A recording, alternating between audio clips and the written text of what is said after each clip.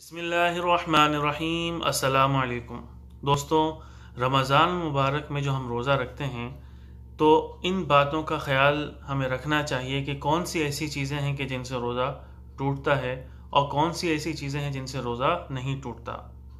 پچھلی ویڈیو میں یہ بتایا گیا تھا کہ کون سی ایسی چیزیں ہیں کہ جن سے روزہ نہ ٹوٹتا ہے اور نہ مکروہ ہوتا ہے۔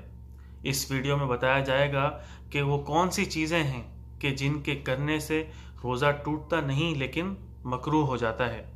اس میں سب سے پہلے یہ ہے کہ کسی کی غیبت کرنا، جو ہر حال میں حرام ہے، یعنی کسی کی عدم موجودگی میں اس کی برائی کرنا، جو ویسے بھی حرام ہے لیکن روزے کی حالت میں اس کا گناہ اور بڑھ جاتا ہے۔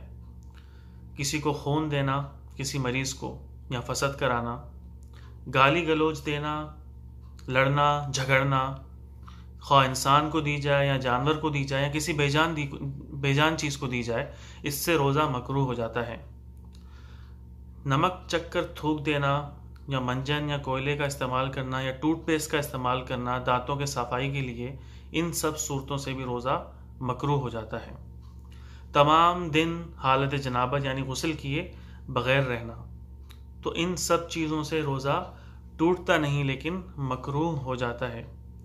اللہ تعالی ہمیں ان سب باتوں پر عمل کرنے کی توفیق نصیب فرمائے اور دوسروں تک پہنچانے کی توفیق نصیب فرمائے کہ ہم رمضان مبارک میں ان چیزوں کو سیکھیں اور دوسروں کو بھی بتائیں کہ جیسے ان میں کچھ باتیں ایسی تھیں کہ جو ویسے بھی حرام ہیں، غیبت کرنا، لڑنا جھگڑنا اور گالی وغیرہ دینا، تو ہمیں رمضان مبارک میں اس چیز کا بہت احتیاط کرنا ہے کہ ہمارا روزہ خراب نہ ہو، ٹوٹے گا نہیں لیکن خراب بھی نہ ہو، اس کی برکات سے ہم محروم نہ ہوں۔